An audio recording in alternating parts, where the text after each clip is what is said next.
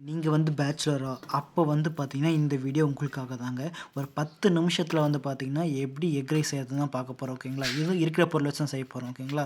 First வந்து பார்த்தீங்கன்னா, வெங்காயத்த வந்து நல்லா சாப் பண்ணிக்கோங்க. ஓகேங்களா? நான் வீடியோல பண்ணிட்டு இருக்க மாரி ரொம்பவே வந்து பார்த்தீங்கன்னா, குட்டி குட்டியா சாப் பண்ணிக்கணும். அதுக்கப்புறம் வந்து பார்த்தீங்கன்னா, பூண்டு நான் 2 பூண்டு போட்டிருக்கேங்க. 2 முட்டை தான் போடுறேன். அதனால 2 பூண்டு போட்டிருக்கேன். ஓகேங்களா? நீங்க எவ்வளோ முட்டை போடுறீங்களோ, உங்களுக்கு ஏத்த குவான்டிட்டில நீங்க வந்து பூண்டு போட்டுக்கலாம். பூண்டு வந்து ஆப்ஷனல் தான். நான் டேஸ்ட்டுக்காக தான் போடுறேன். அண்ட் வந்து பார்த்தீங்கன்னா, கருவேப்பில வந்து ஆட் பண்ணியிருக்கேன். ஓகேங்களா? இது 3மே தனியா ஒரு பிளேட்டர்ல எடுத்து வச்சுக்கோங்க. எடுத்து வச்சுட்டு அப்புறம் வந்து பார்த்தீங்கன்னா, ஒரு வடச்சட்டியில தேவையாங்கிற அளவுக்கு எண்ணெய் ஊத்திக்கோங்க. ஓகேங்களா? நான் 2 முட்டை தான் போடுறேன். அதனால வந்து பார்த்தீங்கன்னா, 4 டேபிள் ஸ்பூன் எண்ணெய் தான் போட்டேன். ஓகேங்களா? அதுக்கப்புறம் வந்து பார்த்தீங்கன்னா, வெங்காயத்த வந்து நல்லா கோல்டன் ப்ரவுன் வர வரைக்கும் நல்லா வதக்கிக்கணும். அதுக்கப்புறம் பூண்டு ஆட் பண்ணிக்கோங்க. பூண்டு ஆட் பண்ணிட்ட அப்புறம் வந்து பார்த்தீங்கன்னா, அதுவும் நல்லா வதங்கிட்ட அப்புறம் ஸ்மெல் வரும். ஒரு ஸ்மெல் வந்துட்ட அப்புறம் வந்து பார்த்தீங்கன்னா, நீங்க வந்து கருவேப்பிலை ஆட் பண்ணிக்கோங்க.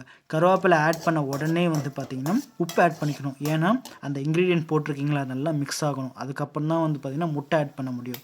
முட்டை ஆட் பண்ணுறதுக்கு முன்னாடி வந்து பார்த்தீங்கன்னா, உங்க அடுப்ப வந்து சிம்ல வச்சுக்கோங்க. சிம்ல வச்சா தான் வந்து பார்த்தீங்கன்னா, நமக்கு வந்து முட்டை வந்து பார்த்தீங்கன்னா, ஊத்துற வரைக்கும் அடி பிடிக்காம இருக்கும்.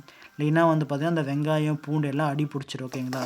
அதுக்கப்புறம் வந்து போட்டு முட்டை ஊத்திய அப்புறம் வந்து பார்த்தீங்கன்னா, ஒரு 3 இன்கிரீடியன்ட் மட்டும் ஆட் பண்ணிக்கோங்க. என்னன்னு பார்த்தீங்கன்னா, chilli powder, pepper powder, salt இந்த 3 மட்டும் ஆட் பண்ணிட்டு நல்லா வதக்கிக்கோங்க. உங்ககிட்ட எதுவுமே இல்லைன்னா, சில்லி பவுடர் அண்ட் சால்ட் மட்டும் யூஸ் பண்ணிக்கோங்க. ஓகேங்களா? நல்லா வதக்கிக்கணும். ஃபர்ஸ்ட்டு சிம்ல வச்சு நல்லா வதக்கிக்கோங்க. ஏன்னா, அப்பதான் அடி பிடிக்காது. ஓகேங்களா? இப்போ பாருங்க, நான் சிம்ல வச்சு தான் வதக்கிட்டு இருக்கேன். அதனால எனக்கு வந்து பார்த்தீங்கன்னா, கீழ அடி பிடிக்கவே இல்ல. அதனால வந்து பார்த்தீங்கன்னா, நல்லாவே வதக்கிக்கணும். இந்த இந்த டிஷ் வந்து பார்த்தீங்கன்னா, உங்க ஃப்ரெண்டு கிட்ட வந்து ஷேர் பண்ணுங்க. பேச்சுலர்ஸா இருந்தா அவங்களுக்கு யூஸ் ஆகும். ஓகேங்களா? அதுக்கப்புறம் வந்து பார்த்தீங்கன்னா, சாப்பாடு வந்து ஆட் பண்ணிக்கணும். ஓகேங்களா? சாப்பாடு ஆட் பண்ணிட்டு சாப்பாடையும் நல்லா வதக்கிக்கிட்டே கிளறி விட்டுக்கிட்டே இருக்கணும். ஓகேங்களா? எப்படின்னா, அந்த சாப்பாடும் அந்த முட்டையும் நல்லா மிங்கிள் ஆகணும். அந்த வரைக்கும் பார்த்தீங்கன்னா, ஃபுல்லா பீட் பண்ணிக்கிட்டே இருக்கணும். அது எனக்கு வந்து இது வந்து கையே வலிச்சிருச்சு. அந்த அளவுக்கு பீட் பண்ணிக்கோங்க. ஸோ இந்த மாரி கன்சிஸ்டன்சி வந்துட்ட அப்புறம் வந்து பார்த்தீங்கன்னா, ஒரு கப்ல எடுத்து வச்சு நீங்க சூப்பரா சாப்பிட்லாங்க.